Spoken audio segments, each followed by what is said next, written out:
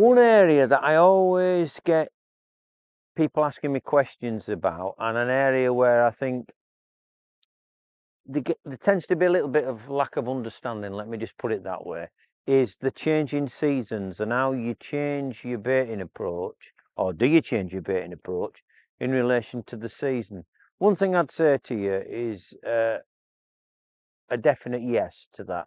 So what I want to do now is just quickly explain when I would do something and how I would do something in relation to a seasonal change.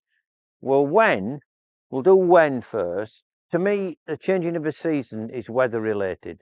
So as much as we would historically say, what, summer is June, July, August, three months, and autumn is September, October, November.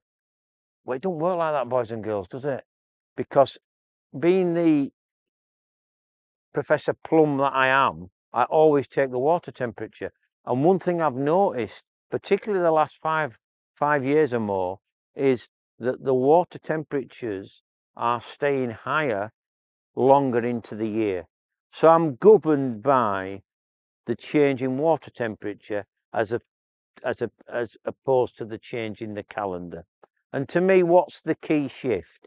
In summertime, with a plethora of high temperatures of 18 degrees or more, and 18 degrees to me is the litmus test of when fish start behaving strangely, particularly male carp, and that's because they spawn. So 18 or more, they can spawn. Now, once they've got it out of the way, they'll still behave accordingly in warm weather, but it's still 18 or more. So male carp that can spawn many times can be very strange things to catch, where when the temperature drops between 18 to 12 degrees, that is what I call an autumnal shift.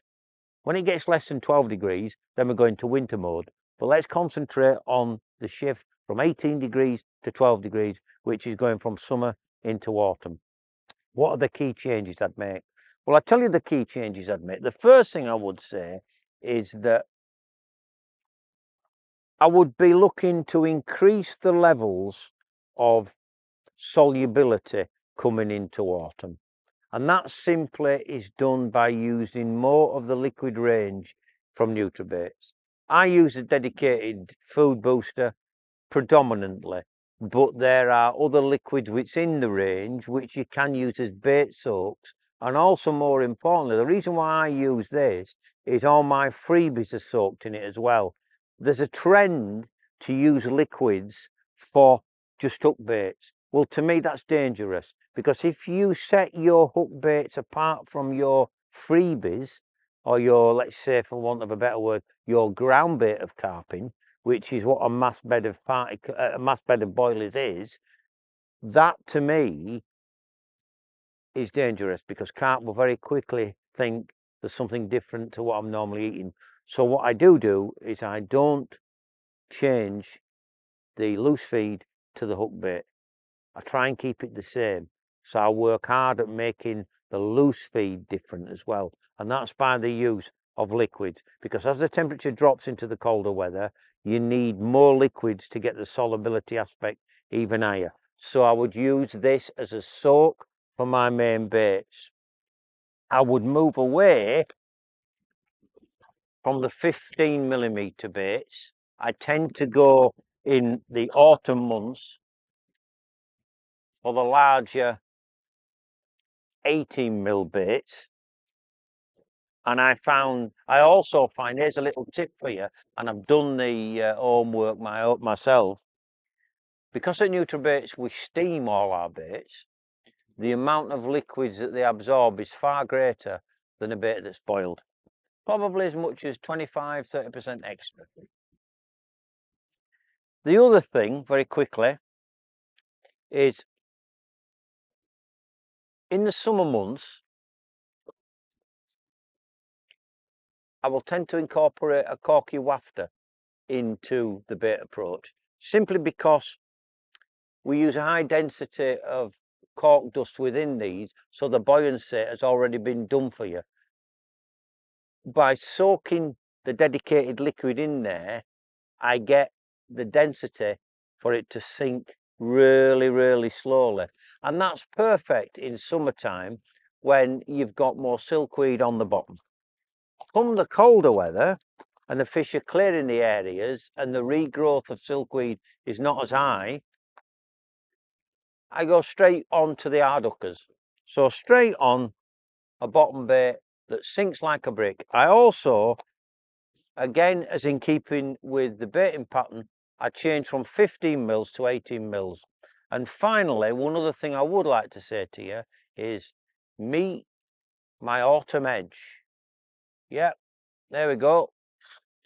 Not catapult, not spom, Mr. Throwing Stick. And I see it so much these days that the actual skill of using a throwing stick is something that is not practiced and isn't as good as it used to be.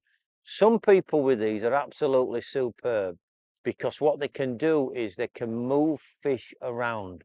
And one thing I've found, and I keep saying this to you all, what I want is I want a carp on the hunt looking for my baits individually.